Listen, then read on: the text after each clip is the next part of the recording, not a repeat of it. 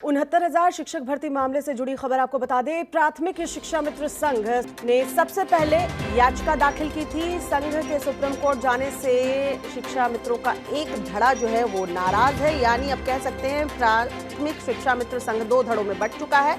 एक धड़ा जो है वो सुप्रीम कोर्ट पहुंचता है, दूसरा धड़ा जो है उसने नाराजगी जाहिर की है।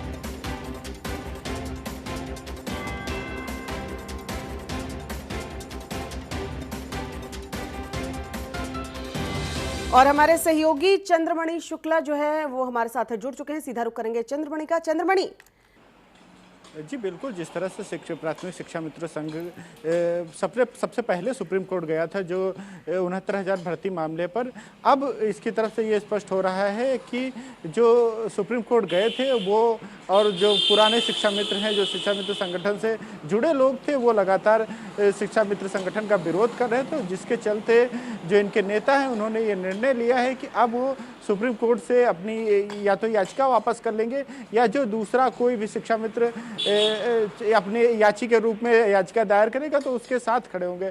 बहरहाल ये सब घटनाक्रम से ये स्पष्ट होता है कि अब सुप्रीम कोर्ट में जो है वो शिक्षा मित्र पीछे हट सकते हैं 69,000 भर्ती मामले में। जी अच्छा, मतलब शिक्षा मित्रों में ये बातचीत हो चुकी है कि वो पीछे हटने को राजी हो गए हैं।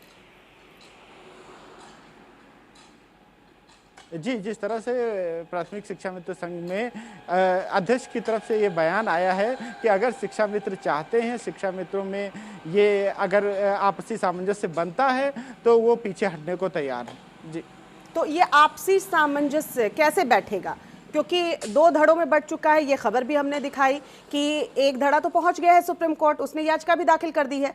अब आपको याचिका या तो वापस लेनी होगी, हालांकि सरकार ने तो अपनी तरफ से कैविएट दाखिल कर रखी है, लेकिन अब सामंजस्य कैसे बैठेगा, इसको लेकर कोई बातचीत? जी देखिए, अगर हम हाईकोर्ट की बात करें तो हाईकोर्ट में जिस संगठन की तरफ से, जैसे कि प्राथमिक शिक्षा मित्र संघ है, इसकी तरफ से किसी प्रकार की याचिका नहीं थी और ये याचिकाकर्ता मैं नहीं था।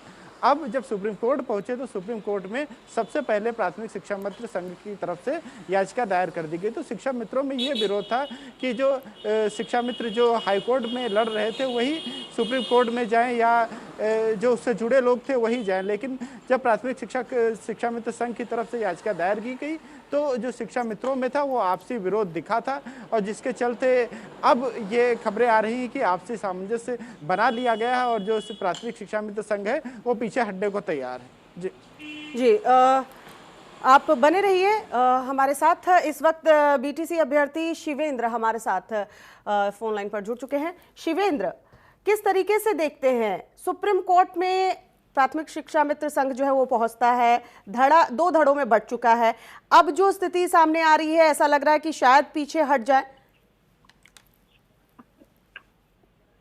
हेलो जी शिवेंद्र। मैम, विपक्ष के द्वारा सरकार के आदेश को चुनौती देने के लिए पहले एक धड़ा आया हुआ था आगे, और उस धड़े के जो मुख्य याचिकाकर्ता थे वो अब इस 90-97 कट ऑफ पर सफल है। तो आपसी सहमति से या बिना सहमति के भी यदि कोई इस मौजूदा उच्च न्यायालय के आदेश को सर्वोच्च न्यायालय के आदेश में चुनौती देता है तो हमने कैविएट डाल करके और माननीय सरकार ने भी कैविएट डाल करके वहां पर इस संबंध में सूचना के लिए कैविएट डाल रखी थी। आपने शिवेंद्र, जहां तक मुझे याद है आपने कैविएट खुद भी दाखिल की थी, राज्य सरकार ने भी दाखिल की है, लेकिन आपने कैविएट खुद भी दाखिल की थी। जी जी, हमने कैविएट दाखिल कर रखी है। तो आपके लिए तो ये अच्छी बात हो जाएगी जी कि अगर पीछे हटने को शिक्षा मित्र तैयार हो जाते हैं, लेकिन इस पूरे वाकया को किस तरीके से देखते हैं कि पहले सुप्रीम कोर्ट पहुंच जाता है एक धड़ा, फिर नाराजगी होती है और अभी भी आपसी सामंजस्य की बात आ रही है, ये नहीं कहा गया है कि हम हट ही रहे हैं पीछे, ये आप कैसे देखते हैं इसे अपने फेवर में?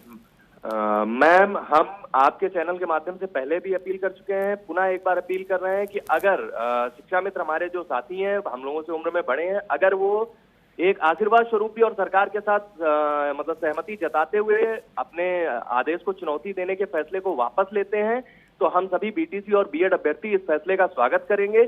और अगर आगे शिक्षा मित्र के वेतन में वृद्धि की यदि कोई मांग की जाती है तो हम लोगों को उससे कोई आपत्ति नहीं होगी और उनके वेतनमान में जो वृद्धि हो सकती है वो आप कराएं, लेकिन जो सहायक अध्यापक पद पर है उस पर जो योग्य अभ्यर्थी और जो का मानक, जो सरकारी मानक तय हुआ है उस पर जो अभ्यर्थी चयन पा करके आए उसको सहायक अध्यापक का पद दिया जाए। बस यही इतनी सी मांग थी मैम, और इसी के साथ हम लोग आगे बढ़ रहे हैं और इसी आदेश की सुरक्षा के लिए कार्य कर रहे हैं। इसको लेकर क्या किसी तरह की बातचीत शिवेंद्र की गई है? आप बीटीसी के अभ्यर्थी हैं, बीएड अभ्यर्थियों की भी आप बात कर रहे हैं, तो किसी तरह की कोई बातचीत की गई है शिक्षा मित्रों द्वारा के साथ कि इस तरह की चीजें अगर होती हैं तो हम इन चीजों पर हमें आपत्ति नहीं है और ये चीजें, इन चीजों पर आपत्ति आप न जताएं? मैम, बातचीत करने की कोशिश की गई थी, लेकिन अभी तक शिक्षा मित्रों की किसी भी टीम द्वारा इस बात पर सहमति नहीं जताई गई है। सब ने अभी तक यही कहा है कि वो माननीय सर्वोच्च न्यायालय में डबल बेंच के फैसले को चुनौती देंगे। और एक एसएलपी मतलब एक स्पेशल अपील दाखिल हो चुकी थी और एक स्पेशल अपील कल शायद दाखिल करा दी गई है। अभी उसका डायरी नंबर नहीं मिला है और जैसे ही वो डायरी नंबर मिलेगा तो 2 स्पेशल अपील सर्वोच्च न्यायालय में दाखिल हो चुकी हैं और अन्य टीमें भी तैयारी कर रही हैं। अगर मैम यहाँ पर गुमराह करने की स्थिति आती है कि एक तरफ हमसे समझौते की बात की जाए कि हम नहीं अपील दाखिल करेंगे और दूसरी तरफ अंधेरे में रखते हुए अपील दाखिल कर दी जाए, तो हम दोनों परिस्थितियों के लिए तैयार रहना चाहते हैं कि यदि सर्वोच्च न्यायालय में आदेश को चुनौती मिलती है तो भी अपनी नौकरी की सुरक्षा के लिए सरकार के साथ मिलकर के इस आदेश की सुरक्षा के लिए जो कार्य हो पाएंगे वो किए जाएंगे। और अगर आदेश को चुनौती नहीं दी जाती है और भर्ती प्रक्रिया को रोकने का प्रयास नहीं किया जाता है तो जो भी शिक्षा मित्रों की मांगे होंगी हम सब आपस में शिवेंद्र, क्योंकि आप ये कह रहे हैं कि बातचीत आप लोगों की तरफ से की गई थी, कोशिश की गई थी, लेकिन तैयार नहीं थे शिक्षा मित्र। लेकिन हमारे सहयोगी जो इस वक्त हमें बता रहे हैं कि ऐसी सुगबुगाहट है, अब ये अंदर खाने की ही खबर है कि जो 2 धड़ों में शिक्षा मित्र बटे हुए थे उनमें बातचीत चल रही है कि शायद जो सुप्रीम कोर्ट में याचिका दाखिल की गई है उससे वो पीछे हटने को तैयार हो जाए, लेकिन जब तक सामंजस्य बैठे तब तक नहीं। एक बार हम अपने सहयोगी का रुख कर लेते हैं ताकि स्थिति आपको भी बिल्कुल क्लियर हो जाए। हमारे साथ हमारे सहयोगी जुड़े हुए हैं, चंद्रमणि, हमारे साथ शिवेंद्र जुड़े हुए हैं, बीटीसी के अभ्यर्थी, इन्होंने भी कैविएट दाखिल किया था। चंद्रमणि, आप ये कह रहे हैं कि अगर दोनों धड़ों में बातचीत हो जाए और सामंजस्य बैठ जाए तो सुप्रीम कोर्ट में जो याचिका दाखिल की गई है वो वापस ले ली जाएगी, लेकिन शिवेंद्र का कहना है कि शायद ये गुमराह करने की कोशिश है कि ये बीटीसी और बीएड के जो ये अभ्यर्थी हैं उन्हें गुमराह करने के लिए उनसे समझौते की बात की जा रही है और साथ ही साथ एक तरफ आप सुप्रीम कोर्ट का रुख भी कर रहे हैं। तो जरा क्लियर कीजिए ये तस्वीर। जी देखिए, अगर हम बात करें, अगर इसके पूरे मसले को समझना है तो पहले संघ और इंडिविजुअल याचिका में अंतर समझना होगा। जो प्राथमिक शिक्षा मित्र संघ है उसकी तरफ से याचिका दायर की गई थी और उस पर वो पीछे हटने को तैयार हैं।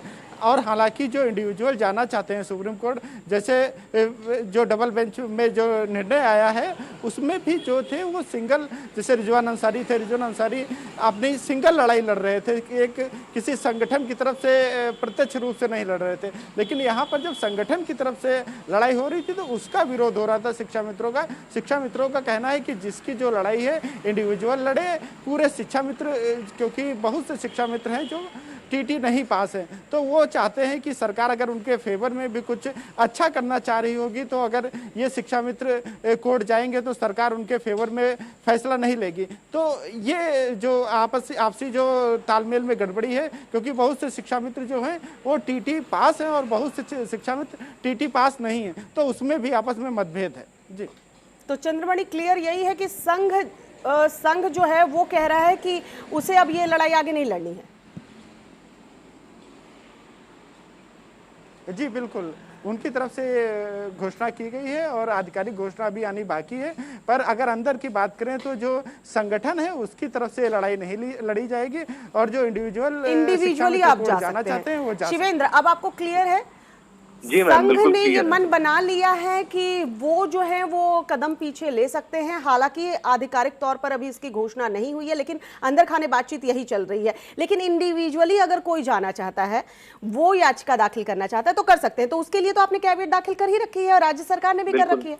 बिल्कुल बिल्कुल मैम, इंडिविजुअल कोई आता है, संघ पीछे हट रहा है, ये आपको एक चीज ये भी समझना होगा कि ये सरकार की नजर में एक सहानुभूति अर्जित करने का एक साधन भी हो सकता है कि आप एक तरफ एसएलपी स्पेशल अपील दाखिल, क्योंकि अभी तक सिंगल बेंच और डबल बेंच में संघ कहीं भी लड़ाई में नहीं था जी, लेकिन सीधा सर्वोच्च न्यायालय में संघ दाखिल होता है, फिर सरकार के साथ ये जताते हुए कि हम आपके कहने पर अपनी अपील वापस ले रहे हैं। उनके साथ में तालमेल बनाता है और अपनी अपील वापस लेता है। लेकिन पर्दे के पीछे से वो और अन्य टीमों को इंडिविजुअल लड़ाई के नाम पर आगे कर देता है कि आप इस लड़ाई को लड़िए और आदेश को चुनौती दीजिए, और जो अंदर से मतलब समर्थन होगा वो हम देंगे।